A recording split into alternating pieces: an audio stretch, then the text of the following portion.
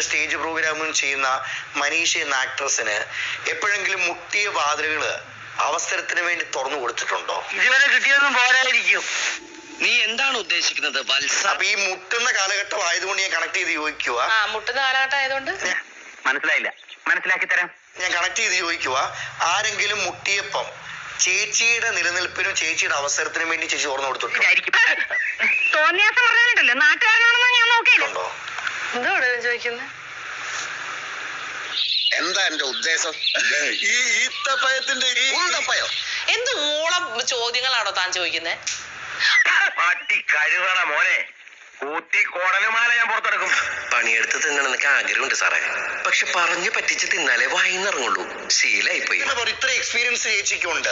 Experience എന്ന് പറഞ്ഞാൽ മുട്ടുമ്പോ തുറക്കുന്നതാണോ experience? ആണോ? എല്ലാവരുടെ എക്സ്പീരിയൻസ് അതാണോ?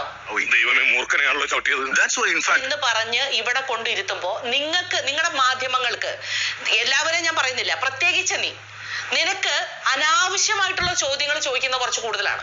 അത് എന്തിന്റെ കുഞ്ഞാണോ ഇത്? അത് വൈറൽ ആവാനാണോ എന്നൊന്നും എനിക്ക് അറിഞ്ഞൂടാ. പക്ഷെ എന്നെ പോലുള്ള ഒരു ആർട്ടിസ്റ്റിന്റെ അടുത്ത് ഇത്തരം ചോദ്യങ്ങൾ ചോദിക്കുന്നത് ശരിയല്ല.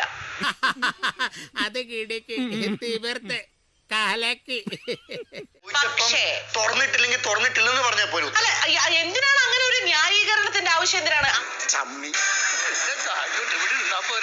അലിഗേഷന്റെ അപ്പുറത്ത് നടക്കുന്നു എന്ന് പറഞ്ഞിട്ട് വീട്ടിൽ പോയിട്ട് അമ്മയുടെ അടുത്ത് ചോദിക്കോ ഇങ്ങനെ? വീട്ടിൽ പോയിട്ട് പെങ്ങളെടുത്ത് ചോദിക്കോ ഇങ്ങനെ? എന്റെ പെങ്ങളും അമ്മയും ഒന്നും സിനിമയിലില്ല.